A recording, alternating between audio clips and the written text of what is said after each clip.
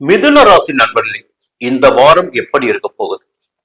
மிதுன ராசிக்கு பாத்தீங்கன்னா ஞாயிற்றுக்கிழமை திங்கட்கிழமை யோகமான நாளா இருக்குங்க.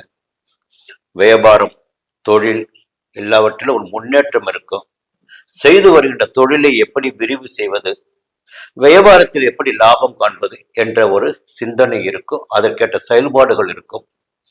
திங்கட்கிழமைலாம் உங்களுக்கு யோகமாகவே இருக்கும். செவ்வாய்க்கிழமை புதன்கிழமை பார்த்தீங்கன்னா கையில பணப்புழக்கம் அதிகமாக இருக்கும். எதிர்பார்ப்புகள் பூர்த்தியாகும். உத்தியோகத்தில் ஏற்பட்ட பிரச்சனைகள், நெருக்கடிகள் என்பதெல்லாம் இல்லாமல் போகும். உத்தியோகத்தில் இருப்பவர்களுக்கு மேலதிகாரியின் ஆதரவு கிடைக்கும். கடந்த வாரத்தின் நெருக்கடிகள் எல்லாம் விலக ஆரம்பிக்கும். வியாழக்கிழமை வெள்ளிக்கிழமை செலவுகள் ஏற்படவும் அலைச்சல் உண்டாகும் வாய்ப்புகள் இருக்கிறது. கொஞ்சம் கவனமா இருங்க.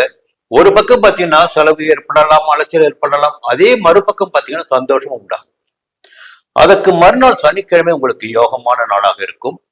இந்த வாரத்தில் 7 நாட்களும் சந்திரனுடைய சஞ்சாரம் உங்களுக்கு சாதகமாக இருக்கு.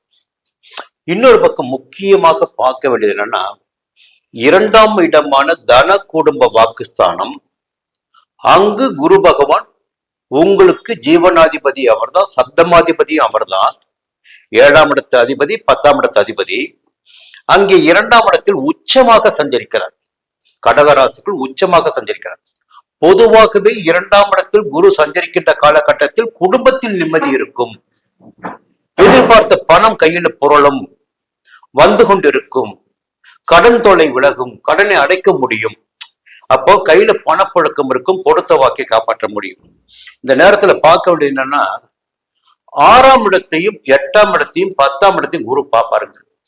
6, 8, 10. இப்ப சத்துரு யார், எதிரி யார்? நமக்கு என்ன பிரச்சனை ஏற்பட்டிருக்கு, நமக்கு யாரால் பிரச்சனை வந்திருக்கு, அவர்களை எப்படி நம்மை விட்டு அகற்றுவது, நம்மை விட்டு நீக்குவது? 6ஆம் இடம் ருணரோக சத்துரு ஜெயஸ்தானம். முதல் நம்முடைய உடல்நிலை சீராகும். பாத்தீங்கன்னா எதிர்ப்புகளை வெல்ல முடியும், வழக்குகளில் வெற்றி பெற முடியும். 8ஆம் இடம் மறைமுக தொல்லைகள், மறைமுக பிரச்சனைகள் வெளியில் வர முடியும். நாம செய்து வருகின்ற தொழிலில் நம்மால் வெற்றி பெற முடியும். வேலையில் பாத்தீங்கன்னா இருந்த பிரச்சனைகள் எல்லாம் விலகும். உத்தியோகத்தில் ஏற்பட்ட பிரச்சனைகள் விலகும். 10ஆம் இடத்தை குரு பார்க்கின்ற காரணத்தினால் குருவுடைய பார்வையும் சஞ்சாரமும் இந்த வாரம் உங்களுக்கு சாதகமாக இருக்கு. அதற்கு மேல யோகத்தை சொல்ல வேண்டும் என்றால் 3ஆம் இடம் முயற்சி ஸ்தானம், சகாயஸ்தானம். அந்த இடத்தில் அந்த முயற்சி ஸ்தானாதிபதி உங்களுக்கு சூரியன், அவர் ஆட்சியாக சஞ்சரிக்கிறார். ஞான மோட்சக்காரன் கேதுவும் அங்கே சஞ்சரிக்கிறார். எடுக்கின்ற முயற்சிகள் எதுவாக இருந்தாலும் அந்த முயற்சிகளில் உங்களுக்கு வெற்றி உண்டு.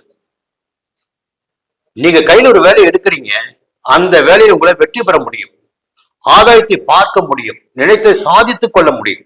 அப்போ இந்த வாரம் உங்களுக்கு யோகமா இருக்கு. இன்னொரு பக்கம் பார்த்தீங்கன்னா வியாழக்கிழமை முதல் புதனுடைய சஞ்சாரம். இந்த வாரத்தில் வியாழக்கிழமை முதல் புதனுடைய சஞ்சாரம் சாதகமாக இருப்பதால் தெளிவாக செயல்பட முடியும், புத்திசாலித்தனமாக செயல்பட முடியும். எதை ஒதுக்க வேண்டும், எதை சேர்க்க வேண்டும் என்ற சிந்தனை உறுதி உங்களுக்கு வந்துடும். வியாழக்கிழமை முதல் உங்கள் வாழ்க்கையில் ஒரு புதிய பாதை தெரியும். வியாழக்கிழமை புதிய பாதை தெரியும். அதே போல சுக்கிரனுடைய சஞ்சாரம் பாத்தீங்கன்னா இந்த வாரத்தில் சாதகமாகவே இருக்கிறது. கையில பணப்பழக்கம் இருக்கும், குடும்பத்துல நிம்மதி இருக்கும், தேவையான பணம் வந்து கொண்டு இருக்கும், வியாபாரம் வளர்ச்சி அடையும், புதிய பொருட்கள் வாங்க முடியும். இப்படி சுக்கிரனுடைய சஞ்சாரம் சாதகமாக இருக்கு.